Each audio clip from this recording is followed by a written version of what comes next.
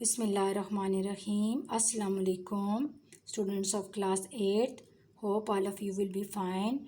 Dear students, let us start today's lecture, and the topic is cytoskeleton along with cell organelles, that is nucleus and ribosomes.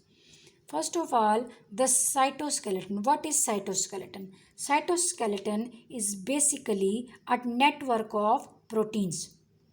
This network protein are of two types, that is the actin proteins and the tubulin proteins. The microfilaments, which are made up of tubulin proteins, are called as microtubules, and microfilament, which are made up of actin proteins, are called as microfilaments. The microtubules, which are made up of tubulin proteins, they are thick and hold the cells or helps the cell to maintain the shape, while the actin proteins are thin and they are present at the sites where the cell has to change their shape. Now, cell organelles. Cell organelles are small structures and they are present within the cells and they perform different functions for the cell. Let us start to study the first cell organelle, which is the nucleus.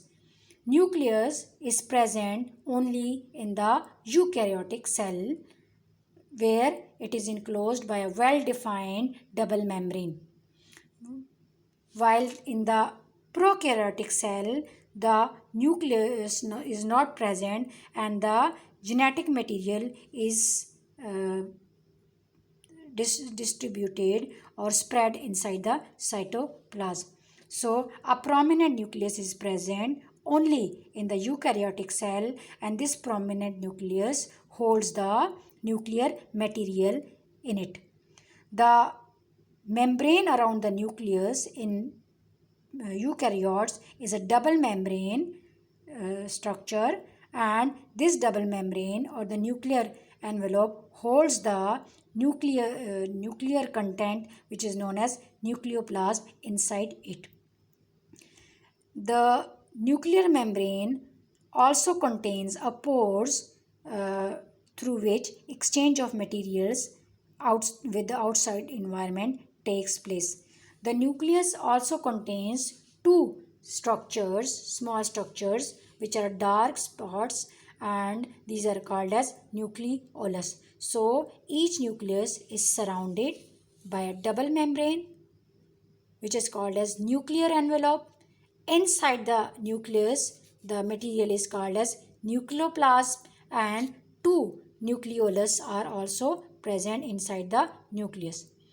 The genetic material inside the nucleus is present in the loose thread-like structure, which is called as chromatin. But when the cell starts to divide, so prior to division, this chromatin material started to condense and form chromosomes.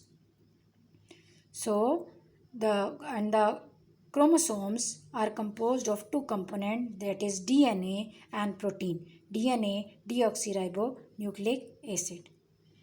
The next organelle is ribosomes. Ribosomes are tiny granular structures which are present inside the cytoplasm, but they are synthesized inside the nucleus. One difference of nucleus is in the plant cells, the nucleus is present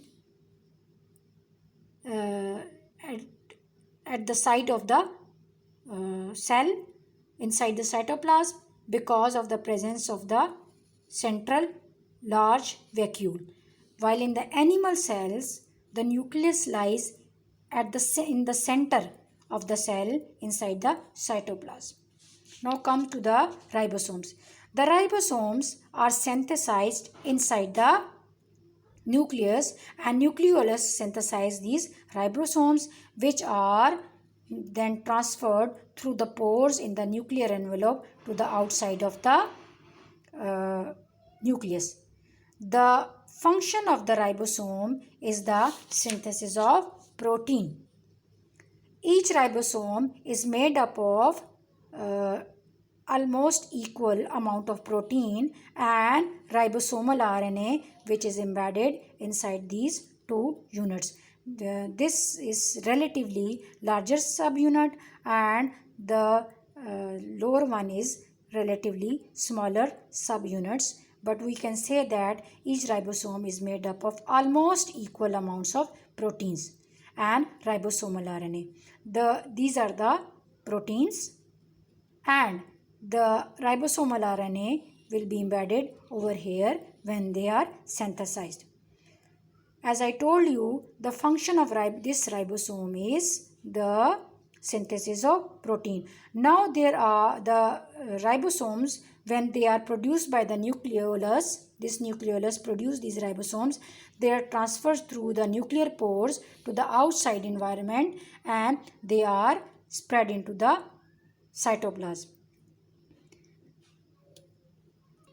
As the function of the ribosome is the synthesis of protein, so we see large amount of these ribosomes in the cytoplasm where they synthesize protein and are in working condition. But when they are not in the working condition and they are not synthesizing the protein, then these two subunits, they disassembles and the disassembles into the smaller subunit and the larger subunit. As we can see over here, these two subunits are separated.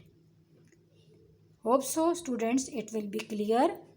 Write it down in your neat notebooks and memorize it. Thank you. Allah Hafiz.